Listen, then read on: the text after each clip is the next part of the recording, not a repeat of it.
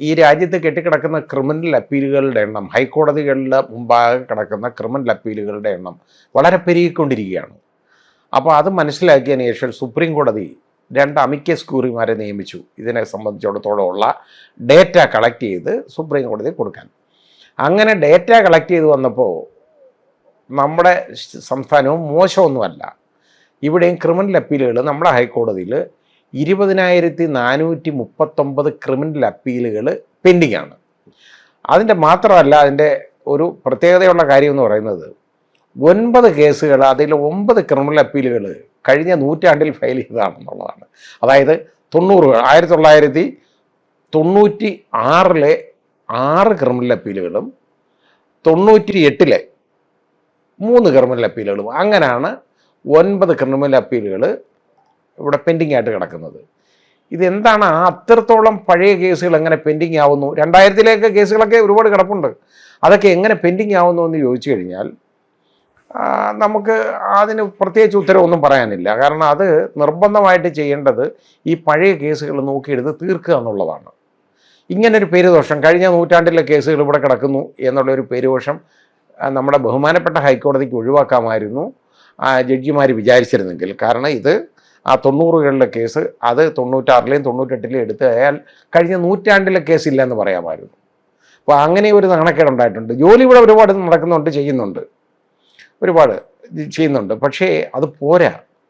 നമ്മൾ ഇപ്പോൾ ജഡ്ജിമാരുടെ എണ്ണം, ഞാനൊക്കെ ജോലി ചെയ്തുകൊണ്ടിരുന്നതൊക്കെ വെച്ച് നോക്കുമ്പോൾ അന്നത്തെ കാലത്ത് നോക്കിയാൽ അതിനൊക്കെ ഒരുപാട് കൂടുതലാണ് ഇപ്പോൾ ജഡ്ജിമാരുടെ എണ്ണം. പക്ഷേ ഈ ക്രിമിനൽ അപ്പീലുകൾ പരിഗണിക്കുന്ന ബെഞ്ചുകളുടെ എണ്ണം കൂടുന്നില്ല. ആ ബെഞ്ചുകളുടെ എണ്ണം കൂടണം. കാരണം ഈ കൊലക്കേസിലെ പ്രതികളൊക്കെ യഥാർത്ഥത്തിൽ 10-20 വർഷം കിടക്കുമ്പോൾ ആണ് അതിനകത്ത് അവസാനം വെറുതെ വിടുന്ന വിധി വരുന്നെന്നിരിക്കട്ടെ, എന്തോ പ്രയോജനം? ഇയാൾ ജയിലിൽ കിടന്നതിനൊക്കെ ആര് സമാനം പറയും? പബ്ലിക് എക്സ്ചെക്കറിൽ നിന്നുള്ള പണം ഒരുപാട് കൊടുത്താണ് ഓരോ പ്രതിയെയും തീറ്റിപ്പോറ്റുന്നത് ജയിലിൽ.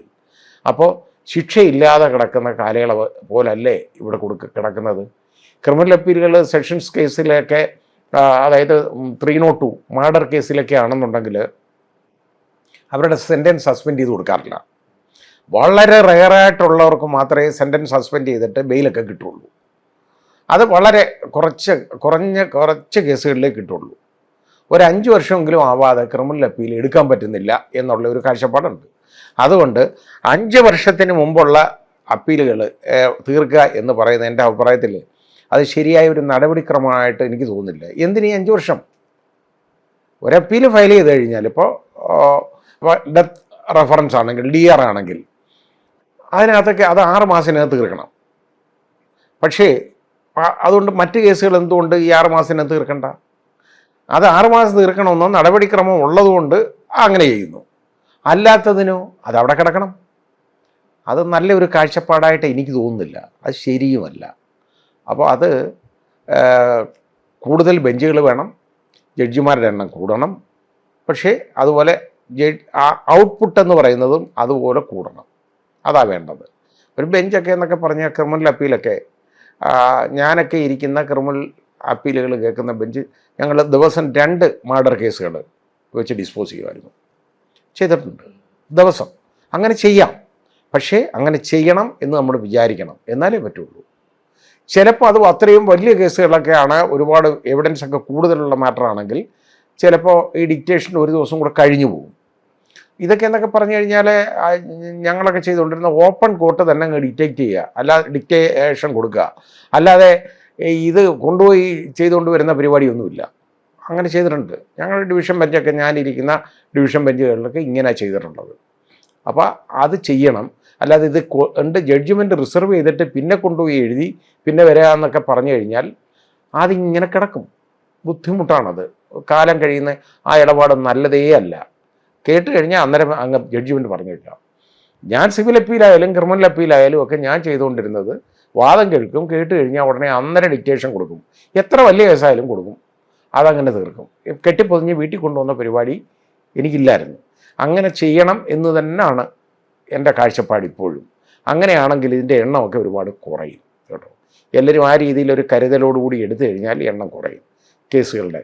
അത് നമ്മൾ ഈ പെൻഡൻസി ഇങ്ങനെ ഇട്ടിട്ട് നാണക്കേട് ഉണ്ടാക്കേണ്ട കാര്യമില്ല. പ്രത്യേകിച്ച് ഈ പഴയ, അതായത് 1996 98ലെയും കേസുകൾ 9 കേസുകൾ അവിടെ കിടക്കുന്ന ക്രിമിനൽ അപ്പീലുകൾ. അതെങ്കിലും എത്രയും പെട്ടെന്ന് അത് യുദ്ധകാലാടിസ്ഥാനത്തിൽ അതങ്ങ് തീർക്കണം. അതാ വേണ്ടത്. അത് മാത്രമല്ല, അത് കഴിഞ്ഞാലോ 20 ഇപ്പം 2025 പിന്നെ 90 അത് കഴിഞ്ഞ് കഴിഞ്ഞാൽ 2000 മുതൽ നോക്കിയാൽ 25 വർഷത്തെ പഴക്കമുള്ള കേസുകൾ വേറെ കിടപ്പുണ്ട്. 25 വർഷമൊക്കെ പഴക്കമുള്ള കേസുകൾ കിടക്കുക എന്ന് പറഞ്ഞു കഴിഞ്ഞാൽ അത് വളരെ ബുദ്ധിമുട്ടുണ്ടാക്കുന്ന ഒരു കാര്യം തന്നെയാണ്. അതിൻ്റെ ഒരു മാർഗം കണ്ടുപിടിക്കണം.